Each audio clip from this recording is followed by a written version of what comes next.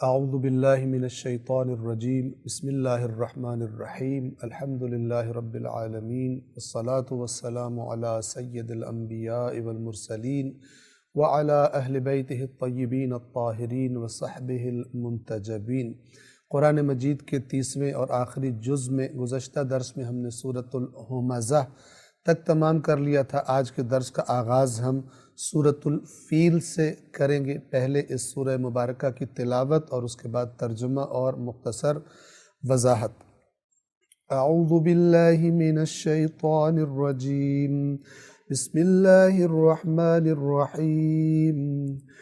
ألم تر كيف فعل ربك بأصحاب الفيل ألم يجعل كيدهم في تضليل وأرسل عليهم طيرا أبابيل ترميهم بحجارة من سجيل فجعلهم كعصف مأكول۔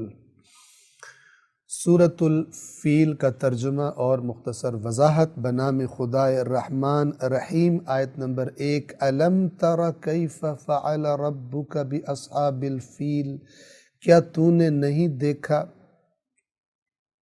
کہ کیسا کام کیا آپ کے رب نے ہاتھی والوں کے ساتھ۔ الم تر یاد رکھیے دو معانی میں استعمال ہوتا ہے۔ یہ بعض اوقات اس طرح اس شکل میں آتا ہے الم ترى، اور بعض اوقات اس شکل میں آتا ہے ارأیت، جیسے کہ ابھی سورہ معون میں آگے آئے گا ارأیت الذی یکذب بالدین۔ دونوں کا معنی جو ہے وہ تھوڑے بہت فرق کے ساتھ بنیادی طور پر دو معانی میں یہ لفظ استعمال ہوتے ہیں۔ ایک دفعہ ہے اس سے مراد ہے رؤیت۔ رؤیت کا معنی کیا ہوتا ہے کہ آنکھ سے کسی چیز کو دیکھنا، لیکن بعض اوقات یہ رؤیت کا معنی عقل کی آنکھ سے، بصیرت کی آنکھ سے کسی چیز کو دیکھنے میں بھی استعمال ہوتا ہے۔ مثال کے طور پر محبت کے جذبے کو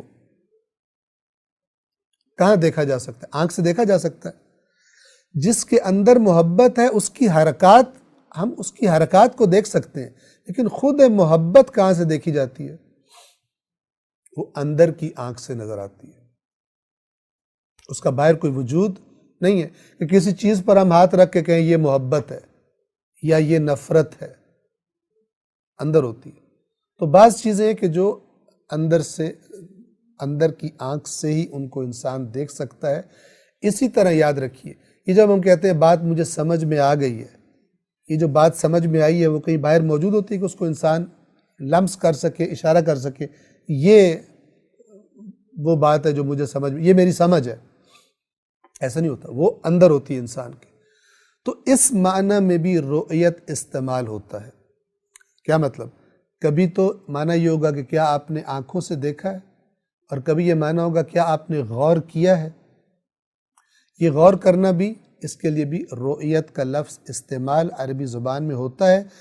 جس آیت میں استعمال ہو وہاں سے انسان اندازہ کر سکتا ہے کہ اس سے مراد ظاہری آنکھ سے دیکھنا ہے یا اس سے مراد غور کرنا ہے۔ اور یاد رکھیے اردو میں بھی ہم جب کسی سے بات کر رہے ہوتے ہیں تو کبھی ہم کہتے ہیں یار غور تو کرو، اور کبھی کہتے ہیں یار دیکھو تو صحیح۔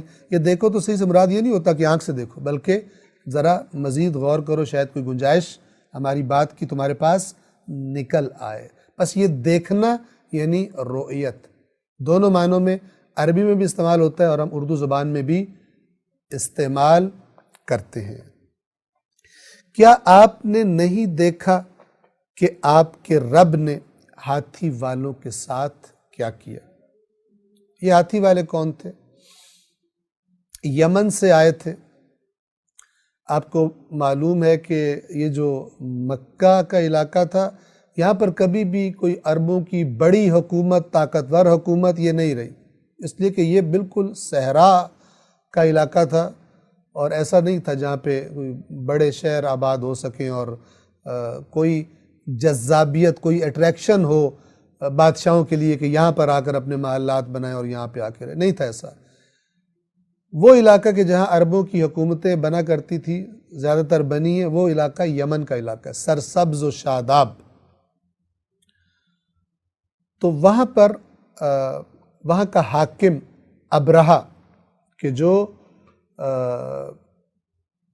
اس نے اپنا ایک عبادت خانہ تیار کرایا، بڑا عظیم الشان اس نے عمارت بنائی، اور لوگوں سے یہ چاہا کہ بجائے بیت اللہ جانے کے، بجائے مکہ جانے کے، اس گھر کی زیارت اور وہاں پر عبادت کے لیے اکٹھے ہوں۔ لیکن اللہ تبارک و تعالی نے جو برکت ظاہر ہے کہ کعبہ میں رکھی تھی، اور جو لوگوں کے دلوں کے اندر اس گھر کی عقیدت تھی، وہ عقیدت چاہے وہ گھر چند پتھروں سے اس وقت بنا ہوا موجود تھا اور گھاس پھوس ڈال کر یا مثلا چند لکڑی کے تختے ڈال کر اس کی چھت بنائی گئی تھی، وہ گھر لوگوں کے دلوں میں زیادہ اہمیت رکھتا تھا اس عظیم الشان عمارت کی نسبت کہ جو ابرہہ نے تعمیر کروائی تھی۔ آپ دیکھیے کہ وہ تحریکیں جو انبیاء نے شروع کی، حالانکہ انبیاء کے پاس دنیاوی شان و شوکت سوائے استثنائی چند شخصیات کے، باقی دنیاوی طور پر انبیاء جو تھے وہ بہت ہی یعنی کوئی مالدار شخصیات نہیں ہوتے تھے۔ ان کی شروع کی ہوئی تحریکیں، ان کے اثرات دیکھیے کب تک باقی رہتے ہیں، اور بڑے بڑے بادشاہوں کی شروع کی ہوئی تحریکیں اب ہسٹری میں تو ہیں لیکن ان کے اثرات کوئی نہیں ہے، لیکن نبیوں کے ماننے والے آج بھی ہیں۔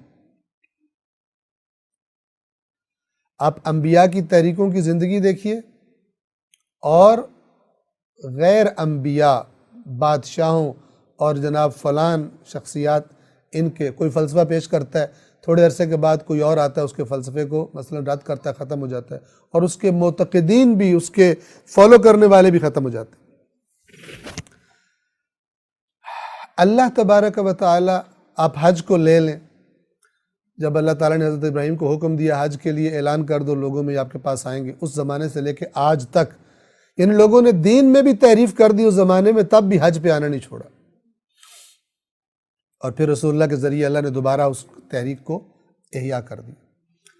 تو دین ایک ایسی چیز ہے چونکہ اس کے پیچھے اللہ تبارک و تعالی ہوتا ہے۔ دینی چیزوں کی انسان کے اندر جو عقیدت اور ہیبت بیٹھتی ہے، وہ دنیا دار لوگ اپنی چیزوں اور اپنے پروجیکٹس کے بارے میں پیدا نہیں کر سکتے۔ تو بہرحال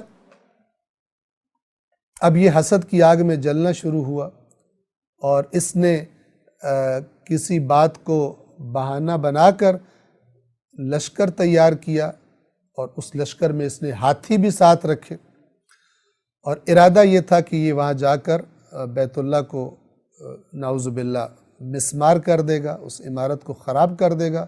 اب جب وہ عمارت ہی نہیں رہے گی تو اس کی عقیدت بھی ختم ہو جائے گی، اور لوگ میرے پاس پھر جو میں نے عبادت گاہ بنائی ہے، معبد بنایا ہے، اس میں آیا کریں گے۔ تو یہ ہاتھیوں کا لشکر لے کر چلا، اور جب مکہ کے قریب پہنچا، جو لوگ حج پر اللہ تبارک و تعالی نے جنہیں توفیق دیے جانتے ہیں کہ جب مزدلفہ سے منی میں داخل ہونے لگتے ہیں تو وہاں پر ایک علاقہ آتا ہے تھوڑا سا، اسے کہتے ہیں وادی محصر۔ یہ وہ جگہ ہے جہاں پر ابرہہ کا لشکر عذاب کا شکار ہوا تھا۔ تو جب یہاں پر پہنچا، بالآخر اس کا ارادہ تھا خانہ کعبہ پر حملہ کرنے کا، جب اس حملے کی نیت سے وہ یہاں سے آگے بڑھنے لگا تو اللہ تبارک و تعالیٰ کے حکم سے بہت سارے پرندے مختلف گروہوں کی جھنڈ در جھنڈ، جھنڈوں کی شکل میں وہ پرندے آئے، اور انہوں نے کنکریاں برسائی اس لشکر پر۔ کہاں ہاتھی اور کہاں اتنے طاقتور لشکر والے لوگ، اور کہاں معمولی پرندے، اور کہاں ان کے پنجوں میں اور ان کی چونچوں میں جو پتھر موجود تھے وہ انہوں نے ان پر برسائے۔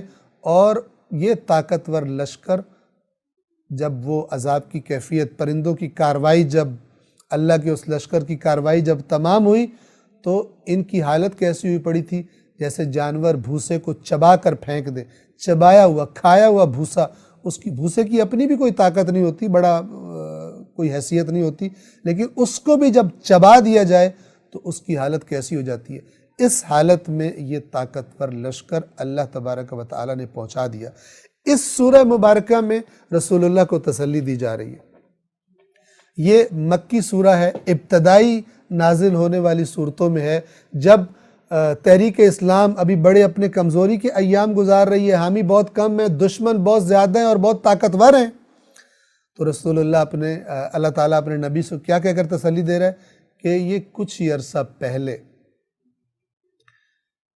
اسی مکہ پر ایک لشکر حملہ آور ہوا تھا، جس کو دیکھ کر یہی مکہ والے، اے رسول، یہی قوم جو آپ کو دھمکیاں دے رہے ہیں اور بڑے دعوے کر رہے ہیں اور آپ پر ایمان لانے والوں کو تکلیفیں دے رہے ہیں، وہ جو لشکر آیا تھا کعبے پر حملہ کرنے کے لیے، اس کی ہیبت دیکھ کے ڈر کے یہ پہاڑوں پہ چڑھ گئے تھے۔ مکہ والے ابرہہ کے لشکر کی ہیبت سے مقابلہ کرنے کی تو ان میں جرأت نہیں تھی، چھوڑ کر اپنے گھر چھوڑ کر پہاڑوں پر اوپر چلے گئے تھے کہ کہیں ابرہہ کے لشکر کے حملے کی زد میں نہ آ جائے۔ تو اللہ اپنے نبی سے فرما رہا ہے وہ اتنا طاقتور لشکر جس سے یہ ڈر گئے تھے، اس لشکر کے ساتھ اے رسول آپ کے رب نے کیا کیا تھا؟ وہ رب آپ کا حامی ہے۔ یہ رسول اللہ کو تسلی بھی دی جا رہی ہے اور مکہ والوں کو، مخالفین کو خبردار بھی کیا جا رہا ہے۔ أَلَمْ تَرَ كَيْفَ فَعَلَ رَبُّكَ بِأَصْحَابِ الْفِيلِ، کیا آپ نے نہیں دیکھا کہ آپ کے رب نے ہاتھی والوں کے ساتھ کیا کیا؟ یہ واقعہ مشہور تھا، کوئی بہت عرصہ نہیں ہوا تھا اس واقعے کو گزرے ہوئے۔ أَلَمْ يَجْعَلْ كَيْدَهُمْ فِي تَضْلِيلٍ، آیت نمبر 2، کیا اس نے ان کی چال کو یعنی نشانے سے ہٹا نہیں دیا؟ تضلیل کا معنی ہوتا ہے جو سیدھا راستہ ہے اس سے ہٹا دینا، یعنی انہوں نے چال جو چلی تھی اس سے جو مقصد لینا چاہتے تھے، اس مقصد سے اس چال کو ناکام نہیں کر دیا، نہیں پہنچ سکے اس مقصد تک۔ اور کیسے ناکام کیا؟ کوئی بہت بڑا اہتمام کرنا پڑا اللہ کو، کوئی بہت بڑی مخلوقات بھیجنی پڑی، ہاتھیوں کے مقابلے پہ ہاتھی بھیجنے پڑے اللہ کو؟ نہیں۔ أَلَمْ يَجْعَلْ كَيْدَهُمْ فِي تَضْلِيلٍ، کیا اس نے ان کی چال کو بے مقصد، بے نتیجہ نہیں بنا دیا؟ 3، کیسے بنایا؟ وَأَرْسَلَ عَلَيْهِمْ طَيْرًا أَبَابِيلَ، اور ان پر دستے دستے یا جھنڈ در جھنڈ پرندے بھیجے۔ طیرن، پرندے، ابابیل، توجہ فرما لیں، ابابیل کسی پرندے کا نام نہیں ہے۔ کچھ لوگ جو ہیں وہ یہ مشہور ہے، غلط ہے لیکن مشہور ہے، اور وہ کیا کہ ابابیل کوئی خاص پرندہ ہے، اور لوگ کہتے ہیں کہ ان پہ اللہ تعالیٰ ابابیلیں بھیجے گا، اور ذہن میں کیا ہوتا ہے ان کو خاص پرندہ ہے۔ اور بعض لوگ تو ہیں انہوں نے کسی پرندے کی فوٹو کھینچ کر اور اس پر پوری تحقیق بھی کر ڈالی، یہ وہ ابابیل ہے جس نے یوں، آپ دیکھیں اس کے پنجے کتنے چھوٹے ہیں، اس کی چونچ کتنی چھوٹی ہے، اس نے ابرہہ کے لشکر کو تباہ کر دیا، لیکن بیچاروں کو یہ پتہ نہیں ہوتا کہ ابابیل کسی پرندے کا نام ہی نہیں ہے۔ ابابیل گروہوں کو کہتے ہیں، گروہ تر گروہ، یعنی پرندے بھیجے۔ کون سے پرندے تھے اللہ بہتر جانتا ہے۔ ابابیل کا مطلب ہے گروپس کی شکل میں، جھنڈ در جھنڈ وہ پرندے آئے اور انہوں نے کیا کیا؟ 4، ترمیہم بحجارت من سجیل، جو ان پر سخت یعنی پکائی ہوئی مٹی کے پتھر برسا رہے تھے۔ اب کہیں سے وہ اللہ کے حکم سے وہ کنکریاں لے کر آئے تھے اور وہ اس لشکر پر انہوں نے برسائے، اور چھوٹی چھوٹی کنکریاں ہاتھیوں کا کیا بگاڑ سکتی ہیں، انسانوں کا کیا بگاڑ سکتی ہیں، لیکن جب اللہ کسی چیز میں تاثیر رکھ دے تو پھر طاقتور ترین چیز ایک کمزور ترین چیز کے سامنے بے بس ہو جاتی ہے۔ ترمیہم بحجارۃ من سجیل، جو ان پر سخت مٹی کے پتھر برسا رہے تھے۔ آیت نمبر 5 جو آخری آیت ہے، کیا نتیجہ نکلا؟ فجعلہم کعصف مأکول، تو نتیجے میں انہیں قرار دے دیا، یعنی انہیں بنا کے رکھ دیا۔ کیسا بنا کے رکھ دیا اس لشکر کو؟ جیسے بھوسا، کیسا بھوسا؟ کھایا ہوا۔ آپ نے دیکھا ہوگا جانور جب بھوسا کھاتے ہیں تو وہ اپنے منہ میں اس کی جگالی کرتے ہیں، چباتے رہتے تو انسان تصور کر سکتا ہے کہ اس چبائے جانے کے بعد اس بھوسے کی حالت کیا ہوتی ہے۔ کہاں وہ طاقتور لشکر جس کو دیکھ کر مکے والے پہاڑوں پہ چڑھ گئے تھے ڈر کے، اور کہاں معمولی پرندوں اور معمولی کنکریوں کے ذریعے ان کو کھایا ہوا بھوسا بنا کے رکھ دیا۔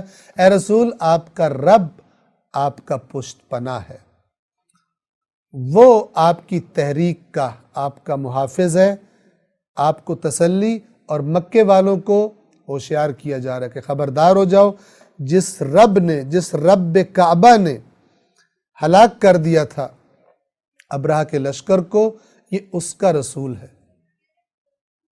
اس رب کے مقابلے میں تمہاری کوئی حیثیت نہیں ہے، لہٰذا اپنے حرکات سے، اپنی مخالفتوں سے باز آ جاؤ۔ سورۃ الفیل کے بعد سورۃ قریش۔ قریش وہ قبیلہ ہے کہ جس قبیلے کے اندر رسول اللہ صلی اللہ علیہ وآلہ وسلم پیدا ہوئے تھے۔ بہت ساری شاخیں تھی اس قبیلے کی، اور یہ قریش بھی رسول اللہ کے اجداد میں سے ایک جد کا لقب تھا کہ اسی کے نام سے پھر قریش مشہور ہو گئے تھے۔ سورۃ القریش کی پہلے ہم تلاوت کریں گے اور اس کے بعد ترجمہ اور مختصر وضاحت آپ کی خدمت میں عرض کریں گے۔ اعوذ باللہ من الشیطان الرجیم، بسم اللہ الرحمن الرحیم۔ لإيلاف قريش إيلافهم رحلة الشتاء والصيف فليعبدوا رب هذا البيت الذي أطعمهم من جوع وآمنهم من خوف۔ سورۃ القریش کا ترجمہ اور مختصر وضاحت۔ بنام خدائے رحمان رحیم۔ آیت نمبر 1، لإیلاف قریش، قریش کو مانوس رکھنے کی خاطر۔ 2، ایلافہم رحلۃ الشتاء والصیف، انہیں جاڑے یعنی سردیوں اور گرمی کے سفروں سے مانوس رکھنے کی خاطر۔ اللہ تبارک و تعالی مکے والوں کی جو مخالفت تھی، رسول اللہ کی تحریک کی مخالفت، اس کے جواب میں کئی طریقوں سے انہیں خبردار بھی کرتا ہے اللہ تعالیٰ، اور ان کو اپنے احسانات بھی یاد دلاتا ہے۔ مکہ کی کیفیت کیا تھی؟ اگر آپ خانہ کعبہ کو نکال دیں مکہ میں سے تو کوئی مکہ نہ جاتا۔ سخت ترین پہاڑی چٹانیں، پانی کی قلت، درختوں اور سبزے وغیرہ کا نہ اگنا، یہ صورتحال ہے۔ جو لوگ حج کی سعادت یا عمرے کی سعادت حاصل کر چکے ہیں، آپ اب تو خیر مکہ کیا سے کیا بن گیا ظاہری طور پر بھی، لیکن اگر آپ مکے کے پہاڑوں کو دیکھیں، مکے کی اپنی زمین کو دیکھیں، تو آپ کو اندازہ لگانا بڑا آسان ہے کہ یہ علاقہ کس قسم کا علاقہ تھا۔ جب آپ مکہ سے مدینہ نکلتے ہیں سفر کے لیے، تو پھر آس پاس کے جب آپ ماحول کو دیکھتے ہیں، آپ اندازہ کر سکتے ہیں، زمین کو جب دیکھتے ہیں کہ کیسی سرزمین ہے۔ اس علاقے میں اس کعبہ کی برکت سے قریش کو کیا کیا فوائد حاصل تھے؟ نمبر 1 تو اس کعبہ کی زیارت کرنے کے لیے دور دور سے لوگ آیا کرتے تھے، اور جب وہ آتے تھے تو اپنے ساتھ اپنے اپنے علاقوں کا سامان، تجارتی سامان، غذا کا سامان، بہت کچھ وہ لایا کرتے تھے۔ تو خود بخود یہ سامان مکہ میں پہنچتا رہتا تھا، اور مکہ ایک تجارتی شہر میں تبدیل ہو گیا ہوا تھا اسی کعبہ کی برکت سے۔ آج بھی ایسا ہی ہے، توجہ فرمائیں۔ اس کے بعد اس کعبہ کے احترام کی وجہ سے قریش کا احترام تھا لوگوں میں، کیونکہ قریش متولی سمجھے جاتے تھے خانہ کعبہ کے، مسجد الحرام کے، تو ایک خاص قسم کا احترام مختلف علاقے کے لوگ ان کا کیا کرتے تھے۔ اور قریش جب اپنے تجارتی قافلے، یہ 2 سفر کیا کرتے تھے، ایک سفر ان کا سردیوں میں ہوتا تھا اور ایک سفر ان کا گرمیوں میں ہوتا تھا، اور یہ دونوں تجارتی سفر ہوتے تھے۔ ان دونوں سفروں میں ایسے علاقوں سے گزرتے تھے جہاں پر چور ڈاکو وغیرہ لوگ ہوا کرتے تھے، لیکن کعبے کے احترام اور کعبے کی ہیبت کی وجہ سے، اور یہ چونکہ کعبے سے منسوب تھے، متولی تھے، ان کے احترام میں لوگ انہیں کچھ بھی نہیں کہتے تھے، حتیٰ کہ ان کے قافلے چوروں اور ڈاکوؤں سے بھی محفوظ رہا کرتے تھے۔ پھر اگر کسی علاقے سے گزر رہے ہیں اور وہاں کے لوگ اپنے علاقے سے گزرنے کا کوئی مثلا ٹیکس وغیرہ یا کچھ لیتے، ان سے نہیں لیا کرتے تھے۔ تو اللہ ان سے کہہ رہا ہے، یہ جو تم جیسی زندگی گزار رہے ہو، جن اپنے علاقے کی، اپنی سرزمین کو دیکھو، اور جو کچھ تمہیں مل رہا ہے، اور یہ جو تجارتی سفر تم کرتے ہو اور بڑے آرام سے کر لیتے ہو، تمہیں کوئی وحشت نہیں ہوتی، اب تم اس سے مانوس ہو گئے ہو، ایک سفر سردیوں میں، ایک سفر گرمیوں میں کرتے ہو، یہ کس کی وجہ سے ہے؟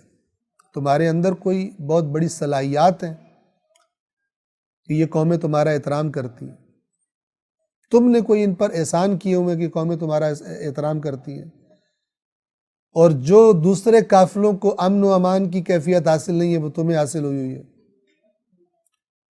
یہ سب کچھ اس اللہ کے گھر کی وجہ سے ہے جو مکہ میں ہے۔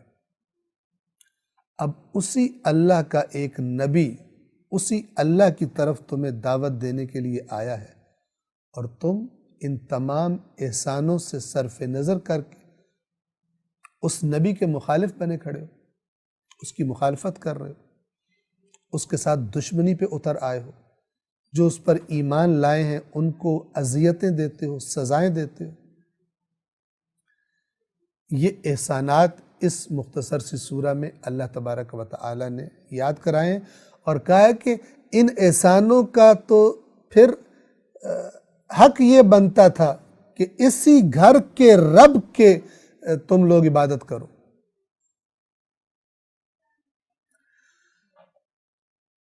یہ معنی ہے آیت نمبر 1، قریش کو مانوس رکھنے کے لیے۔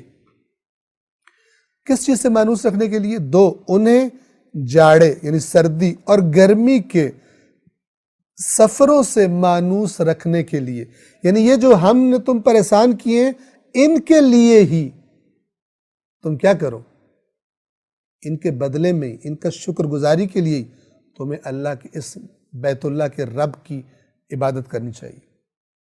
چونکہ یہ ساری برکات اس بیت اللہ کی وجہ سے ہیں، لہٰذا اگلی آیت میں اسی بیت کا، اسی گھر کا ذکر کیا جا رہا ہے۔ آیت نمبر 3، فَلْيَعْبُدُوا رَبَّ هَذَا الْبَيْتِ، چاہیے تھا کہ وہ اس گھر کے رب کی عبادت کریں، شرک نہ کریں، اوروں کو اللہ کا شریک نہ بنائیں، اس گھر کے رب کی عبادت کریں۔ یہ جو ہم نے انہیں مانوس کر دیا، قریش کو سردیوں اور گرمیوں کے سفر سے مانوس کر دیا، یہ مانوس انسان تب ہوتا ہے جب خطرہ نہ ہو وہاں پر، ورنہ تو انسان کہتا ہے پتہ نہیں جا رہا ہوں، واپس آنا یا نہیں آنا۔ مانوس انسان کب ہوتا ہے؟ آپ دیکھیں مثلا کچھ جانور ہوتے ہیں جو مانوس ہو جاتے ہیں، کچھ جانور ہوتے ہیں وحشی ہوتے ہیں، مانوس نہیں ہوتے، یہ فرق ہے۔ ایک دفعہ ایک سفر سے انسان کو وحشت آ رہی ہو کہ پتہ نہیں کیا بنے گا، اور ایک دفعہ بڑے آرام سے جا رہا ہو، اطمینان ہو مجھے کچھ بھی نہیں ہونا اس سفر میں، سارے راستے میں مجھے کوئی کچھ نہیں کہے گا۔ یہ کیوں ہوا؟ اس بیت کی وجہ سے۔ تو پھر انہیں چاہیے تھا کہ وہ اس گھر کے رب کی عبادت کریں۔ آیت نمبر 4 جو آخری آیت ہے، کون سا رب؟ الذی اطعمہم من جوع وآمنہم من خوف، جس نے انہیں کھانا کھلایا. اطعمہم، اطعام یعنی کھانا کھلانا. جس نے، وہ رب کے جس نے انہیں کھلایا، کھانا کھلایا، غذا کھلائی. من جوع، جوع کسے کہتے ہیں؟ اصل میں اس درد کو کہتے ہیں جو معدے میں اٹھتی ہے جب معدہ خالی ہو، اس کو عربی زبان میں جوع کہا جاتا ہے. جس نے انہیں بھوک میں، ہم اسے بھوک کہتے ہیں، بھوک میں کھانا کھلایا. وآمنہم من خوف، اور خوف سے انہیں امن دیا. بھوک سے کھانا کھلایا یعنی تم اپنا علاقہ دیکھو، تم تو بھوکے مر رہے ہوتے اگر یہ کعبہ نہ ہوتا، اگر اس کعبے کی وجہ سے اللہ کے تم پر یہ احسان نہ ہوتا، اور اگر یہ کعبہ نہ ہوتا تو تمہیں خوف ہوا کرتا سفر پر جاتے ہوئے، قافلہ لٹ جائے گا، قتل کر دیے جاؤ گے، جیسے دوسروں کے ساتھ راستے میں چور ڈاکو کیا کرتے تھے. تو جو تمہیں کھلا رہا ہے بھوک میں، یعنی بھوک تو ہر ایک کو لگتی ہے، لیکن ان کے علاقے کو مد نظر رکھ کر کہا جا رہا ہے، جہاں پہ فصلیں نہیں اگتی مثال کے طور پر، جہاں پہ پھل وغیرہ دیگر نہیں اگتے، تو وہاں کے لوگ پھر زیادہ بھوک کا شکار ہوتے ہیں، قحط کا شکار ہوتے ہیں. اس نے تمہیں کھلایا اور اس نے تمہیں خوف سے امن دیا، جیسا کہ ہم گزشتہ آیت میں آپ کی خدمت میں بیان کر چکے. تو خلاصہ یہ کہ مکہ والوں سے کہا جا رہا ہے کہ تم احسان فراموش نہ بنو، نہ شکر نہ بنو. جس بیت کی وجہ سے تم کھا رہے ہو اور امن میں رہ رہے ہو، اس بیت، اس گھر کے رب کی عبادت کرو، کسی کو اس کے ساتھ شریک نہ ٹھہراؤ، اور اللہ کے رسول کی مخالفت نہ کرو. یہاں پر سورہ قریش تمام ہوتی ہے، اور سورہ قریش کے بعد اگلی سورۃ الماعون ہے. پہلے ہم اس کی تلاوت کریں گے، اس کے بعد ترجمہ اور مختصر وضاحت آپ کی خدمت میں عرض کریں گے. اعوذ باللہ من الشیطان الرجیم، بسم اللہ الرحمن الرحیم. ارأیت الذی یکذب بالدین فذلک الذی یدع الیتیم ولا یحض علی طعام المسکین. فویل للمصلین الذین هم عن صلاتهم ساہون الذین هم یراؤون ویمنعون الماعون.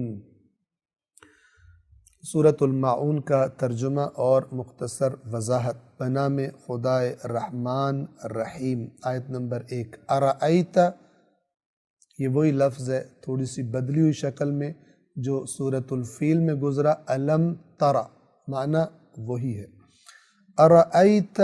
ارأیت الذی یکذب بالدین، کیا آپ نے دیکھا اس شخص کو کہ جو یکذب، تکذیب کرتا ہے، جھٹلاتا ہے، یعنی کہتا ہے یہ جھوٹ ہے. کس کو جھٹلاتا ہے؟ بالدین، جزا کو. یاد رکھیے دین دو معنی میں قرآن مجید میں آیا ہے، دو بڑے معنی میں. ایک معنی اس کا جزا ہے اور ایک معنی اس کا قوانین کا مجموعہ، آئین، جسے شریعت اسلام کہتے ہیں. مثال کے طور پہ قرآن کہتا ہے ان الدین عند اللہ الاسلام، یقیناً دین اللہ کے نزدیک اسلام ہے. یہاں پہ دین کیا مطلب ہے؟ یعنی آئین، شریعت اسلام، احکام اسلام. لیکن جب ہم دیکھتے ہیں مالک یوم الدین، وہاں پر کیا معنی ہے؟ اسلام کے دن کا مالک نہیں، جزا کے دن کا مالک. جزا کیا ہوتی ہے؟ کسی اچھے یا برے کام کے نتیجے میں جو بدلہ دیا جاتا ہے اس کو جزا کہتے ہیں. کیا آپ نے اس کو دیکھا ہے جو جزا کو جھٹلاتا ہے؟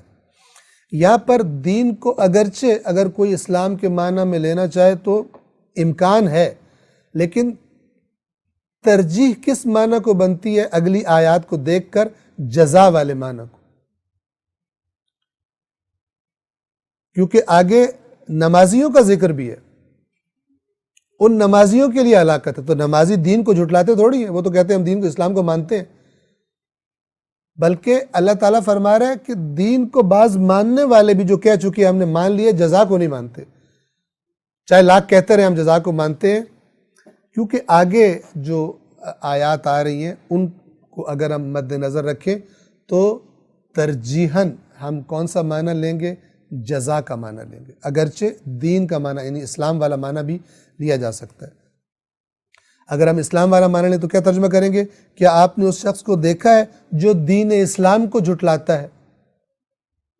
اور اگر جزا والا معنی کریں گے تو ہم کیا کہیں؟ مالک یوم الدین والا، تو کیا کہیں گے؟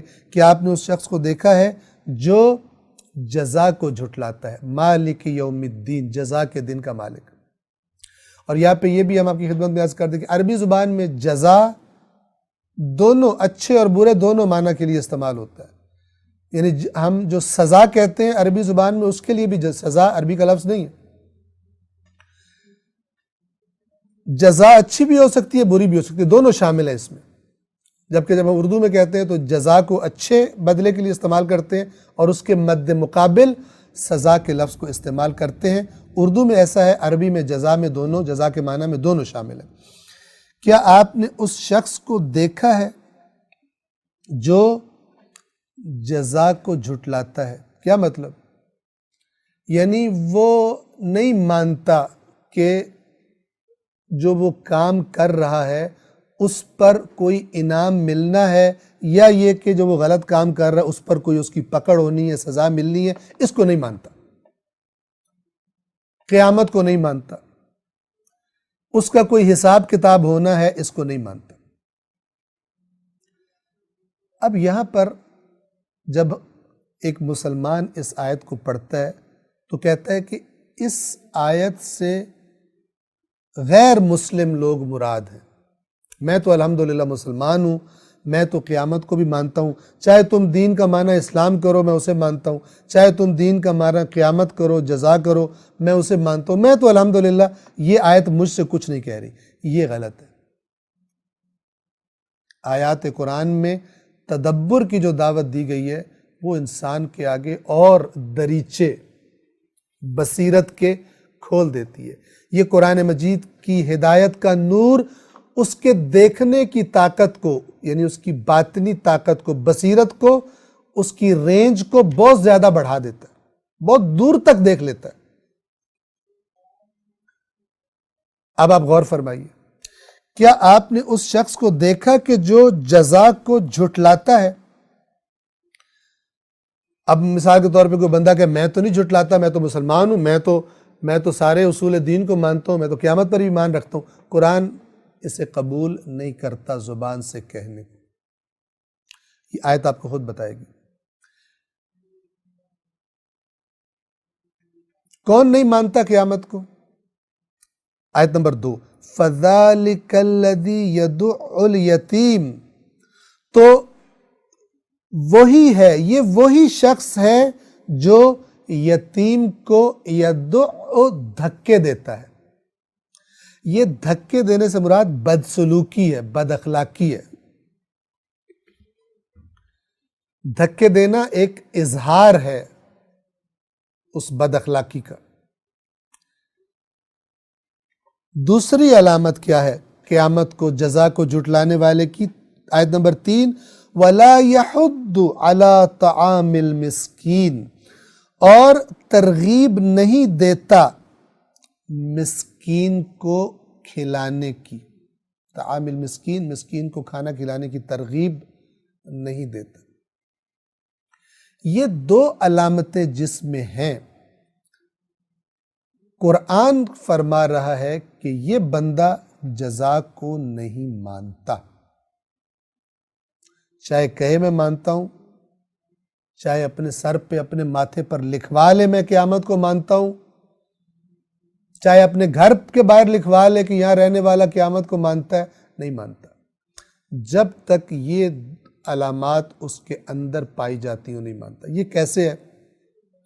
یہ بالکل اس کی مثال اسی طرح ہے. اللہ تبارک و تعالی انسان کو سمجھا رہا ہے بالکل اسی طرح جس طرح ایک مخلص ڈاکٹر، ایک طبیب ایک ایسے بندے کو سمجھاتا ہے جس کو بڑی خطرناک بیماری ہے لیکن اس بندے کو پتہ ہی نہیں کہ میں بیمار ہوں.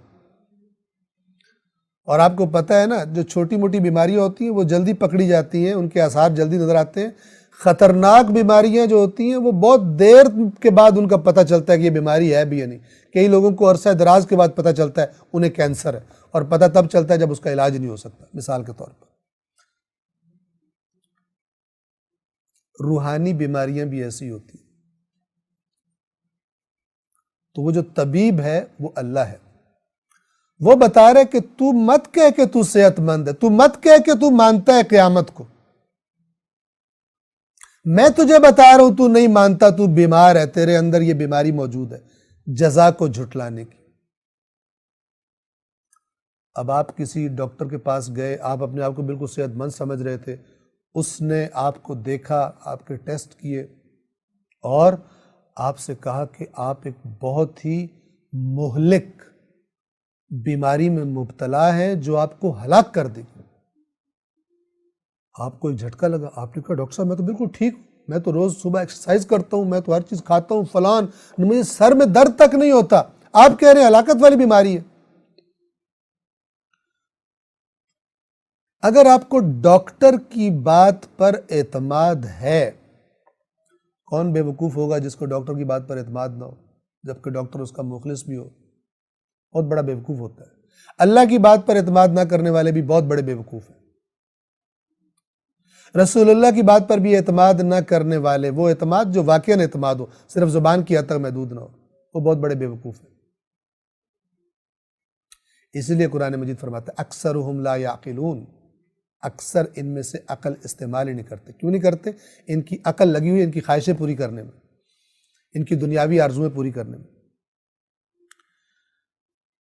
تو وہ ڈاکٹر آپ سے کہتا ہے کہ مہلک بیماری ہے آپ کو. آپ کہتے ہیں آپ کیسے کہہ رہے ہیں؟ وہ کہتا ہے یہ ٹیسٹ ہے، یہ آپ کے بلڈ کے اندر یہ مسئلہ ہے، یہ مسئلہ ہے، یہ بتا رہا ہے کہ آپ موت کے قریب آ چکے ہیں. ظاہری طور پہ آپ اپنے آپ کو بڑا صحت مند سمجھ رہے ہیں. کائنات کا سب سے بڑا طبیب جو خالق بھی ہے، اس سے بہتر کون جانتا ہے بیماریوں کو؟ وہ بتا رہا ہے مت کہہ زبان سے کہ تو جزا کو مانتا ہے، پہلے دیکھ یہ تیرے 2 ٹیسٹ کلیئر ہیں یا یہ ٹیسٹ کلیئر نہیں ہے. پہلا ٹیسٹ کیا ہے؟ یتیم سے بدسلوکی. کیسے تیرے اندر جرأت آئی ہے یتیم سے بدسلوکی کی؟ کہ ایسی عمر میں کہ جب کہ وہ خود طاقتور نہیں ہے، اپنے قدموں پہ کھڑا نہیں ہے، تو نے اس کو بے سہارا سمجھا اور اس کے مال پہ چڑھ دوڑا، اور اس کو تو ڈرا دھمکا کے رکھتا ہے تاکہ وہ اپنا مال تجھ سے طلب نہ کر سکے، ڈرا رہے تجھ سے. اب اس میں وہ بھی شامل ہیں کہ جو کسی یتیم کی سرپرستی ہو ان کے پاس. مثلا ایک بھائی مر گیا، اس کے چھوٹے چھوٹے بچے ہیں، دوسرے بھائی کے پاس سرپرستی آ گئی. اب وہ بھائی یا اللہ کا نمائندہ بن کے سرپرستی کرے گا یا ابلیس کا نمائندہ بن کے سرپرستی کرے گا. اب میں آپ کو مثال دیتا ہوں. کوئی بندہ اپنے یتیم بھتیجوں یا بھانجوں کا مال کھاتا رہے اور اوپر سے ساتھ ساتھ تسبیحیں بھی پڑھتا رہے اور عمرے بھی کرتا رہے اور حج بھی کرتا رہے اور زیارتیں بھی کرتا رہے، یہ اس کے منہ پہ دے ماری جائیں گی. اس سے کہا جائے گا تو ان ہستیوں کے در پہ جاتا تھا، تجھے حیا نہیں آتی تھی کہ اتنی بے شرمی کرنے کے بعد اسی بے شرمی کے ساتھ تو آتا تھا اور اسی بے شرمی کے ساتھ تو واپس بھی چلا جاتا تھا، تیرے پہ اثر نہیں ہوتا تھا. چونکہ انسان دیکھیں بعض اوقات کیا ہوتا ہے، انسان بعض لوگوں کے سامنے گناہ کر رہا ہوتا ہے، لیکن بعض ایسی ہستیاں جن کا وہ احترام کرتا ہے، جب اس کو پتہ چلتا ہے، ان کو پتہ چل گیا ہے تو اس کو شرم آتی ہے کہ چونکہ ان کا احترام زیادہ کرتا ہے. لیکن ایسا شخص اتنا بے شرم ہے کہ یہ حرام خوری بھی کر رہا ہے، یتیم کا مال بھی کھا رہا ہے مثلا، یا دیگر گناہ، رشوت بھی کھا رہا ہے، اور وہ جو جن ہستیوں سے سب سے زیادہ حیا کرنی چاہیے ان کی زیارت کر کے آتا ہے، پھر بھی اس بے حیا پہ کوئی فرق نہیں پڑتا اور سمجھتا ہے میری بخشش ہو گئی ہے۔ ایسے شیطان ایسے بے ایمانوں کو دھوکہ دیتا ہے، ٹھیک ہے، تاکہ اپنی اسی سرکشی میں غلطاں رہیں اور زیادہ نشہ ہو جائے ان کو، ان بدماشیوں کا، کہ جب ان کو ساتھ ساتھ یہ بھی کہا جا رہا ہے کہ تمہاری تو بخشش ہوگی چونکہ تم نے یہ عبادت کر دی ہے، تم نے یہ چندہ دے دیا ہے، تم نے یہ صدقہ دے دیا ہے، تم نے یہ زیارت کر لی ہے، تم نے یہ عمرہ کر لی، تم نے یہ حج کر لی۔ میں اس درس قرآن میں بار بار اس بات کو ریپیٹ کرتا ہوں کیونکہ یہ کرپٹ لوگوں کو بہانے دے دیے گئے ہیں اپنی کرپشن کو جاری رکھنے کے۔ قرآن کا ایک فیصلہ ہے، انما یتقبل اللہ من المتقین، توجہ فرمائیے کہ اللہ صرف متقین سے قبول کرتا ہے۔ یتیم کا کھا کے تجھ سے قبول ہوگا زیارت؟ رشوت کھا کے حرام سے کیے ہوئے مال سے تیری زیارت قبول ہوگی؟ یا قرآن غلط ہے یا تو غلط ہے کہ تو غلط ہے، حرام خور غلط ہے، رشوت خور غلط ہے، قرآن حق ہے۔ اور جس بھی کسی نے کسی تقریر میں کسی کتاب میں تجھے یہ ڈھکوسلا دے دیا ہے کہ تو حرام بھی کھا پھر بھی تو بخشا ہوا ہے اور تیری عبادات قبول ہو رہی ہیں، بہت خطرناک بات ہے، یاد رکھیے گا۔ انما یتقبل اللہ من المتقین، اللہ صرف متقین سے قبول کرتا ہے، رشوت خور کی کیا قبول ہوگا؟ یتیم کا مال کھانے والے کا کیا قبول ہوگا جب تقوی ہی نہیں ہے؟ جو آیا حرام سے ہے مال، اس سے تو کون سا نیک کام کرے گا جو تیرا قبول ہوگا؟ دوائی کڑوی ہے، ذائقہ کڑوا ہے اس کا، لیکن دوا یہی ہے۔ یا اسی نشے میں پڑے رہیں ادھر ادھر سے ڈھکوسلے سن کر، اور یا پھر وہ سنے کہ یا پڑھیں خود جا کر کے قرآن کے اندر کیا لکھا ہوا۔ اللہ کہہ رہے نہیں مانتا تو قیامت کو، تو نے یتیم کو بے سہارا سمجھ لیا اور تو چڑھ دوڑا، یا یتیم تیرے معاشرے میں تھے اور تجھے ان کی پرواہ کوئی نہیں، کوئی تیرے پاس آیا بھی تو نے اس کو دھکے ہی دیے۔ یا اگر انسان اس کا دائرہ ذرا بڑھائے سوچ سکتا ہے، تو نے یتیم کو دھکے کھانے کے لیے چھوڑ دیا، خود تیرے پاس نرم بستر، تیرے پاس سترنگے دسترخوان اور تیرے پاس طرح طرح کی سواریاں، اور تجھے پتہ ہے کہ یتیم موجود ہیں، اور ویسے تو بڑا علی علی کرتا تھا، اور علی نے تجھے وصیت کی تھی کہ یتیموں کو بھوکا نہ رہنے دینا میرے بعد، تمہارے ہوتے ہوئے یتیموں کے پیٹ خالی نہ رہیں، ان کے منہ خالی نہ رہ جائیں، اور تو کہتا ہے میں بڑا ماننے والا ہوں، میں بہت بڑا مومن ہوں، تو جھوٹ بولتا ہے، تو بہت بڑا فراڈ ہے۔ قرآن اور اہل بیت، قرآن اور مولا علی جدا ہی نہیں۔ تو پہلی علامت یتیموں کے بارے میں غلط رویہ اگر ہے، یہ لاکھ کہ میرے اصول دین اتنے ہیں تو میں یہ مانتا ہوں تو میں قیامت کو مانتا ہوں، جھوٹ بولتا ہے، قرآن نہیں مانتا اس کو۔ قرآن کہہ رہا ہے اگر تو نے دیکھنا ہے اس کو جو قیامت کو جھٹلاتا ہے تو اس کو دیکھ جو یتیم کے ساتھ برا سلوک کرتا ہے، یتیم کو دھکے دیتا ہے۔ دوسری علامت، وَلَا يَحُضُّ عَلَىٰ طَعَامِ الْمِسْكِينِ، يَحُضُّ اصل میں عربی زبان میں کہتے ہیں کسی جانور کو ہانکنا پیچھے سے کہ چلے، اور اسی سے ترغیب دینے کا معنی ہے۔ جب انسان کسی کو ترغیب دیتا ہے کہ آپ یہ کام کریں، یہ بہت اچھا کام ہے، بہت اجر ملے گا، آپ کو یہ کام کرنا چاہیے، یہ گویا اس کو ترغیب دی جا رہی ہے، تو یہ لفظ قرآن نے استعمال کیا، وَلَا يَحُضُّ، اور یہ ترغیب نہیں دیتا عَلَىٰ طَعَامِ الْمِسْكِينِ، مسکین کو کھلانے کے لیے۔ اب یاد رکھیے، مسکین کسے کہتے ہیں؟ جس کی آمدن اس کی ضروریات کو پورا نہیں کرتی، ضروریات زندگی کو۔ قرآن میں اس میں طعام مسکین کا تذکرہ ہے، کھانا کھلانا، لیکن انسان سمجھ سکتا ہے کہ یہ ایک بڑی ضرورت ہے کہ جس کے بغیر یعنی بھوکا انسان زندہ نہیں رہ سکتا، اس کا ذکر کیا جا رہا ہے۔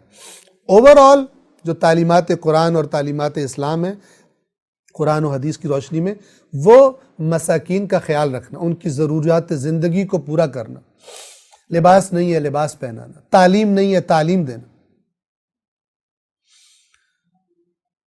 اچھی طرح توجہ فرمائیے، اچھی طرح توجہ فرمائیے۔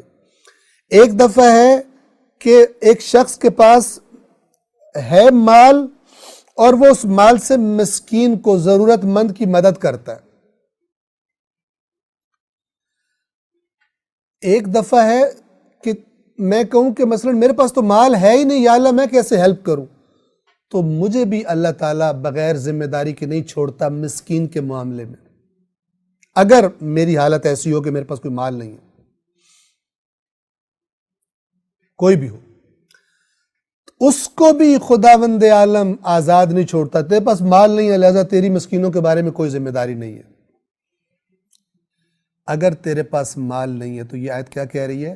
تیرے پاس مال نہیں ہے لیکن تیرے پاس زبان تو ہے، تیرے کچھ دوست تو ہیں، تیرے کچھ جاننے والے تو ہیں، ان کو ترغیب دلا سکتا ہے تو نیکی کے کام کی طرف دوسروں کو خبر تو پہنچا سکتا ہے کہ فلان مسکین ہے، فلان یتیم ہے، فلان جگہ پر یہ مثلا الہی کام ہے، اس کے لیے تم شامل ہو جاؤ۔ بہت سارے لوگ کہ جن کے پاس دنیا کا مال نہیں تھا اس لیے بڑے بڑے اجر میں شریک ہو جائیں گے، چونکہ خود تو نہیں تھا لیکن دوسروں کو بتایا، متوجہ کیا کرتے تھے، ترغیب دیا کرتے تھے، البتہ اپنی عزت نفس کو ملحوظ رکھتے ہوئے، ایسے انداز میں نہیں کہ انسان کی اپنی عزت نفس مجروح ہو جائے اور لوگ بدگمانی کریں کہ یہ شاید خود کچھ اس نے کھانا ہوتا ہے اس لیے ہر وقت یہ کہتا رہتا ہے، اچھے انداز میں، باعزت انداز میں، حکمت کے ساتھ، دانائی کے ساتھ۔ یہ دو علامتیں، پس ہم بات کو مختصر کریں، یہ دو علامتیں جس میں پائی جاتی ہیں یتیم اور مسکین کے بارے میں غلط رویہ۔ قرآن کہہ رہا ہے، اللہ جو طبیب ہے انسانوں کا سب سے بڑا، بتا رہا ہے کہ تو بیمار ہے اور بڑی مہلک بیماری میں مبتلا ہے، تو قیامت کو نہیں مانتا۔ اگر تجھے یہ پتا ہوتا کہ تو نے اپنے ان رویوں کا حساب دینا ہے اور جس کو حساب دینا ہے اس کو یہ رویے سخت ناپسند ہیں، تو بڑا الرٹ ہوتا، تو بڑا ہوشیار ہوتا، ان کاموں میں تو بڑا ایکٹیو ہوتا۔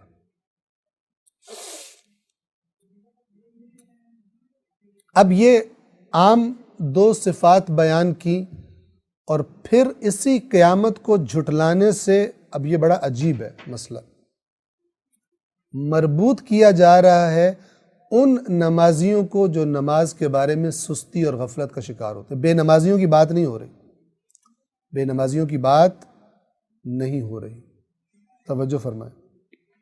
آیت نمبر 4، فَوَيْلٌ لِّلْمُصَلِّينَ، ویل کا معنی ہم نے سورہ حمزہ میں بیان کیا تھا۔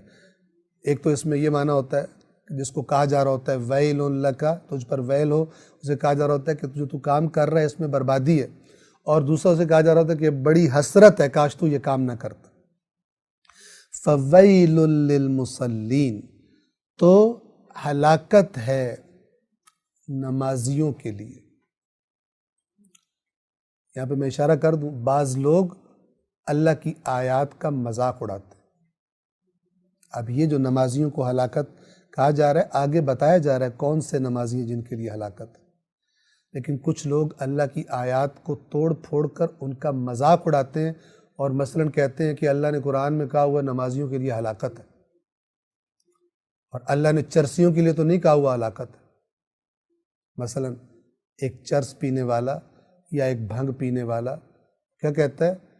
قرآن میں آئے نا فَوَيْلٌ لِّلْمُصَلِّينَ، نمازیوں کے لیے ہلاکت ہے۔ قرآن میں کہیں دکھا دو، لکھا ہو چرسیوں کے لیے ہلاکت ہے، بھنگیوں کے لیے ہلاکت ہے۔ اس قسم کے اللہ کی آیات کو توڑ پھوڑ کر مذاق اڑانے والے، بات کو اپنی جگہ سے ہٹا کر کسی اور جگہ فٹ کر کے اور لذت لینے والے اور طنز کرنے والے، یہ قرآن نے اس کی ان کی صفات بیان کی ہوئی۔ فَوَيْلٌ لِّلْمُصَلِّينَ، مصلین کہتے ہیں نمازیوں کو، تو ایسے نمازیوں کے لیے ہلاکت ہے۔ آیت نمبر 5، کون سے؟ الَّذِينَ هُمْ عَنْ صَلَاتِهِمْ سَاهُونَ، وہ کہ جو اپنی نماز کے بارے میں غافل رہتے ہیں۔ نہیں فرمایا فی صلاتہم ساہون، اپنی نماز میں، ایک نماز میں سہو ہوتا ہے، جیسے کسی سے مثال کے طور پہ تشہد رہ گیا یا تشہد کے لیے بیٹھنا تھا اٹھ کے کھڑا ہو گیا، جس کو نماز کے اندر سہو کہا جاتا ہے۔ اور یہاں پہ میں ایک بتا دوں، میں نے بہت سارے بعض اوقات پڑھے لکھے لوگوں کے منہ سے بھی یہ لفظ غلط سنا ہے، سین ہا اور واو، سین ہے اور واو، یہ لفظ ہے سہو، سہو، ٹھیک ہے؟ بعض لوگ اسے کیا بولتے ہیں؟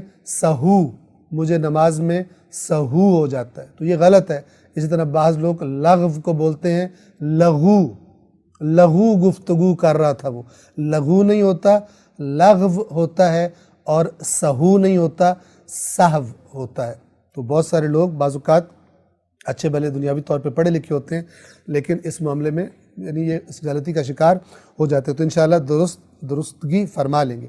فی صلاتہم، نماز کے اندر سہو ہونا، جیسا میں نے عرض کیا، اٹھ کے کھڑا ہونا تھا، بیٹھ گیا تشہد کے لیے، یا بیٹھنا تھا اس سے سہو ہو گیا، یہ نادانستہ ہوتا ہے، عمدی اور جان بوجھ کر نہیں ہوتا۔ یہ ہے عن صلاتہم ساہون، یہ سہو کا لفظ جب عن کے ساتھ ہوتا ہے تو یہ معنی دیتا ہے سستی اور غفلت کا، یعنی انسان کو پتہ ہے لیکن سستی کر رہا ہے، ڈھیلے پن کا مظاہرہ کر رہا ہے، غفلت کر رہا ہے، دیر سے نماز پڑھ رہا ہے، اتنی دیر کی، مثال کے طور پہ صبح اٹھا جی، الارم بجا، اس نے پھر چپ کرایا، پھر تھوڑی دیر بجا، پھر چپ کرایا، یہاں تک کہ نماز ہی قضا ہو گئی، مثال کے طور پر۔ سستی اور غفلت کی وجہ سے، وہ ارادہ نہیں تھا لیکن گویا کہ ارادہ تھا، سستی کی وجہ سے بار بار نمازیں رہ جاتی ہیں، دوسرے کاموں کو اہم سمجھتا ہے، نمازوں کو پس پش ڈالی رکھتا ہے، لیٹ کرتا ہے، تو اس سے بھی جب سہو کا لفظ، یہ ساہون چونکہ سہو سے بنا ہے، ساہون یعنی سہو کا شکار لوگ، سہو کرنے والے، یہ جب عن کے ساتھ آتا ہے تو غفلت اور سستی مراد ہوتی ہے۔ بس آپ دیکھیے کہ قرآن مجید فرما رہا ہے کہ ان کے لیے ہلاکت ہے۔ اب اس ہلاکت سے کیا مراد ہے؟ اگر اور کچھ مراد نہ ہو تو کم از کم یہ مراد ہے کہ وہ دیکھیں گے اگر یہ نمازیں جو ہم نے ڈھیلی ڈھالی پڑھی تھی، اگر ہم نے ان پر توجہ دی ہوتی، ان نمازوں کو صحیح تھوڑی محنت کی ہوتی، اہمیت دی ہوتی، تو یہ نمازیں کہاں پہنچا سکتی تھی۔ جیسے ہم نے سورہ قاریہ میں عرض کیا کہ نماز ایک عمل صالح ہے، اس کا وزن ہلکا بھی ہو سکتا ہے، اس کا وزن بھارا بھی ہو سکتا ہے۔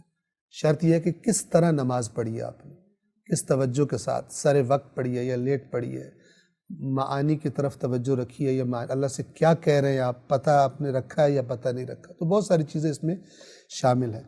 ہر طرح کی غفلت کو آپ لے آئیں، وہ اس ساہون میں شامل ہے۔ انسان قیامت کے دن پچھتائے گا کہ کاش میں نے یہ ٹوٹی پھوٹی نمازیں نہ پڑھی ہوتی۔ اسی لیے اصول کافی کے اندر بھی موجود ہے، دیگر کتب میں بھی، کتب روایات میں امام جعفر صادق علیہ السلام سے منقول ہے، وقت شہادت فرمایا جو لوگ موجود ہیں جمع کرو، جب جمع ہو گئے تو مفہوم بیان کر رہا ہوں میں، تو اس کے بعد فرمایا کہ ہمارے شیعوں کو یہ پیغام دے دینا کہ ہماری شفاعت نماز کو ہلکا سمجھنے والوں کو نصیب نہیں ہوگی۔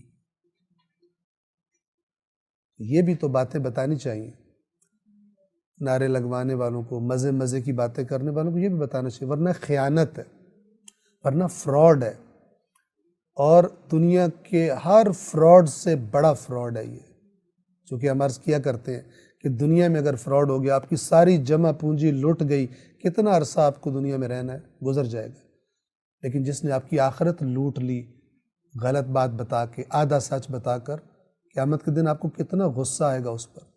کوئی آپ کے ساتھ چند لاکھ روپے کا فراڈ کر لے، آپ کو دل کرتا ہے کہ اس کو ایسی جیل ہو کہ جیل سے نکلے ہی کبھی نہیں، آپ کا بس چلے تو آپ اس کا منہ نوچ لیں، ایسا دل کرتا ہے یا نہیں کرتا؟ قرآن نے بتایا وہ قیامت کے دن جو غلط دین بتانے والے تھے اور رہنما بنے ہوئے تھے، وہ اپنے پیروکاروں سے بیزاری کریں گے، اور یہ پیروکار بھی بیزاری کریں گے اور ایک دوسرے پہ لعنتیں کریں گے، ایک دوسرے پہ لعنتیں کریں گے، اور پیروکار کہیں گے یا اللہ ان کو دگنا عذاب دے، ان لعینوں کی وجہ سے آج ہم اس سٹیج پر پہنچے، اس جہنم میں پہنچے۔ تو قرآن مجید نے فیوچر کی تصویر بھی دکھا دی ہوئی ہے۔ الذین ہم عن صلاتہم ساہون، جو وہ نمازی کے جو اپنی نمازوں کے بارے میں غفلت کا شکار ہے، یعنی ڈھیلا ہے، روٹین میں ڈھیلا ہے، نماز کے بارے میں غافل ہے، پتہ ہی نہیں چلتا کیا کر رہا ہے، کب کر رہا ہے۔ 6 اور ایک اور صفت ان نمازیوں کے لیے بھی ہلاکت ہے۔ کیا صفت ہے جن کی؟ الذین ہم یراؤن، جو ریاکاری کرتے ہیں، یعنی نماز پڑھتے ہیں دکھانے کے لیے۔ اور یہ میں ایک مثال دے رہا ہوں، انشاءاللہ ہم سب اپنی اصلاح کی کوشش کریں کہ مثلا فرض کرے کہ جب میں اپنے گھر میں تنہائی میں مثلا فجر کی نماز کے لیے کھڑا ہوتا ہوں تو کیسی نماز پڑھتا ہوں، اور جب میں مسجد میں یا کسی اور جگہ پر جہاں اور لوگ بھی مجھے دیکھ رہے ہیں وہاں جب نماز پڑھتا ہوں تو آیا میری گھر کی نماز اور مسجد کی نماز میں فرق ہوتا ہے؟ یہ فرق کیوں ہے؟ اس فرق کی جڑ کہیں ریاکاری میں تو نہیں ہے؟ یعنی بندے زیادہ امپورٹنٹ ہے، اللہ کی کوئی پرواہ نہیں، اللہ کے سامنے جیسے بھی کھڑے ہو جو مسئلہ نہیں ہے، بندوں کے آگے بےزتی نہ ہو، اللہ کے آگے اللہ تو بڑا غفور و رحیم ہے۔ یہ ریاکاری کے جراثیم ہے، ریاکاری کے جراثیم۔ اللہ واقعاً غفور الرحیم ہے، اس کا مطلب یہ ہے کہ بندوں کو زیادہ امپورٹنس دی جائے اللہ کے سامنے؟ اللہ دیکھ رہا ہے کچھ نہیں ہوتا، بندے دیکھ رہے ہیں الرٹ ہو جاؤ۔ یہ اتنی خطرناک بیماری ہے کہ جو انسان کو پھر بڑے بڑے گناہ بھی کروا دیتی ہے۔ بندوں سے چھپے گا، اللہ سے تو اللہ کو امپورٹنس دینے کی اس کو عادت نہیں ہے، اس کے اندر صفت نہیں ہے، تو پھر بڑی بڑی خرابیاں بھی یہ بیماری انسان سے کروا دیتی ہے۔ کون سی؟ ریاکاری والی۔ اور ایک اور تو بدترین نتیجہ ریاکاری کا وہ کیا ہے کہ اجر و ثواب کچھ بھی نہیں ملتا۔ روز قیامت کہا جائے، کوئی بندہ کہے جی میں نے تو اتنی نمازیں پڑھی تھی، اللہ تعالیٰ کہے جن کے لیے پڑھی تھی چاہتا تھا لوگ تجھے کہیں نمازی ہے، لوگ بڑی تعریف والی نظروں سے تجھے دیکھیں، تیری تعریف کریں بڑا نمازی ہے، تو نے اجر لے لیا وہاں پر، یہاں پہ کچھ بھی نہیں تیرے لیے۔ انما یتقبل اللہ من المتقین، اللہ صرف متقین سے قبول کرتا ہے۔ یہ ہر جگہ کو یہ آیت اپنے دائرے میں لیے ہوئے۔ ریاکاری خلاف تقوی ہے، تقوی خدا کا خوف، ریاکاری بندوں کا خوف۔ تقوی اللہ کا لحاظ، ریاکاری بندوں کا لحاظ، بندے مجھے دیکھیں، بندے یوں نہ کہیں، بندے وہ نہ کہیں۔ الذین ہم یراؤن، جو ریاکاری کرتے ہیں، ساتویں اور آخری آیت، وَيَمْنَعُونَ الْمَاعُونَ، اور عام استعمال کی معمولی چیزیں بھی نہیں دیتے لوگوں کو۔ یمنعون منع کر دینا، روک دینا۔ الماعون یاد رکھیے، میم عین اور نون، وہ پانی جو جاری ہو اور سب کے لیے کھلا ہو اسے مائن معین کہتے ہیں، قرآن میں بھی یہ لفظ آیا ہے۔ اسی سے معون ہے، یعنی وہ چیزیں کہ جو کسی کو منع نہیں کرنا چاہیے ان کے استعمال سے، معمولی ہوتی ہیں۔ مثال کے طور پر ایسے بعض لوگ خسیس بن جاتے ہیں، ایسے مال کے عاشق بن جاتے ہیں کہ معمولی ترین چیز بھی کسی کو دیتے ہوئے جان نکلتی ہوگی۔ مثال کے طور پہ جیب میں پین ہے تو کسی نے کہا یہ آپ پین دیں گے مجھے تھوڑا سا لکھنا ہے، اس کی جان نکلتی، میں کیوں دوں پین اس کو؟ معمولی سی چیز بھی دینے سے، یہ عام استعمال کی روٹین کی چیزیں آپ کا دل نہیں بھی کر رہا، یہ روٹین کے استعمال کی چیز ہے، لوگوں کی روٹین کی ضروریات میں ہے، اگر آپ کے پاس ہے، قرآن آپ سے کہتا ہے کہ آپ لوگوں کی ہیلپ کریں اس سے۔ ورنہ اس کا ایک لنک ہے کہ آپ قیامت پر صحیح یقین نہیں رکھتے، ایمان نہیں رکھتے۔ کیوں؟ اگر قیامت پر ایمان ہوتا تو پھر تو آپ اللہ سے گائیڈنس لیتے۔ اللہ کہہ رہے دو لوگوں کی ہیلپ کرو میں تمہیں بہت زیادہ اجر دوں گا، تو تم کیوں روک کے بیٹھے؟ توجہ فرمائیں، اس سے مراد وہ چیزیں ہیں کہ جو عام انسانی زندگی کی ضروریات ہوتی ہیں، ایسی چیزوں کو لوگوں سے رکاوٹ کا باعث بن جانا، یا ایسی چیزوں کو کہ جو مثال کے طور پہ عرض کروں، اس کی مختلف شکلیں ہیں، تفصیلات ہیں جو ہم ساری عرض نہیں کر سکتے۔ ایک چیز ہے کہ جو انسان کی ضرورت کی ہے اور اس کی معمولی قیمت ہے۔ آج کل کرونا وائرس چل رہا ہے، مثلا ماسک ضرورت ہے انسانیت کی، ماسک ضرورت ہے لوگوں کی، ماسک پہننا ہے۔ کچھ دوائیاں ضرورت ہیں لوگوں کی۔ اب کچھ بے ایمان، اور اب اس آیت کو آپ دیکھیں کہ کیا تو نے اس کو دیکھا جو قیامت کو نہیں مانتا؟ یہ یمنعون الماعون والا یہ طبقہ بھی ہے۔ کاش کہ قرآنی دین معاشرے میں اتر آئے، بجائے ڈھکوسلوں کے اور آرزوؤں میں جنت میں پہنچنے کے، بغیر اللہ کے آئین پر چلے ہوئے۔ آج مسلمان امت کے بہت سارے لوگوں کی وہ حالت ہے جو یعنی مال کے معاملے میں جو یہودیوں کی حالت تھی، مال کی حرص اور حرام طریقے سے مال کھانا۔ اب یہاں پہ آج مثلا مثال کے طور پہ ماسک ضرورت ہے عام اس بیماری میں کہ لوگوں کو استعمال کرنا ہے. یہ بے ایمان کیا کر رہا ہے؟ یہ ماسک کو شارٹ کرتا ہے تاکہ مہنگا کر کے بیچے.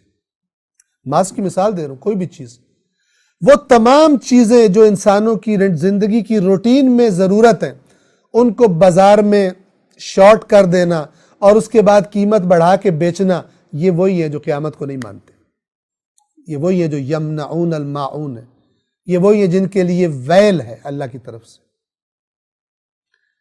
چاہے جتنے مرضی اس حرام کے ماسک بیچ کر اور حرام سے مہنگی دوائیاں بیچ کر اور ہسپتالوں میں ایکسٹرا آرڈنری بل لے کر ڈکار مار کے اس کے بعد حج کر کے آ جاؤ، اللہ تعالیٰ یہ حج تمہارے منہ پہ مارے گا. تمہارے اندر اسلام کا ہونا ہی مشکوک ہے. اگر قرآن مجید کے جو اندر سے ڈیل کرتا ہے انسان کے، ظاہر میں کوئی کفر کا فتویٰ نہیں لگے گا کیونکہ تم کلمہ پڑھتے ہو، لیکن قیامت کے دن تم نے کس صف میں کھڑے ہونا ہے وہ تمہیں قرآن بتائے گا، وہ تمہیں خدا بتائے گا. قرآن بتائے گا یعنی خدا بتائے گا. وہ بتائے گا تم اندر سے کیا ہو.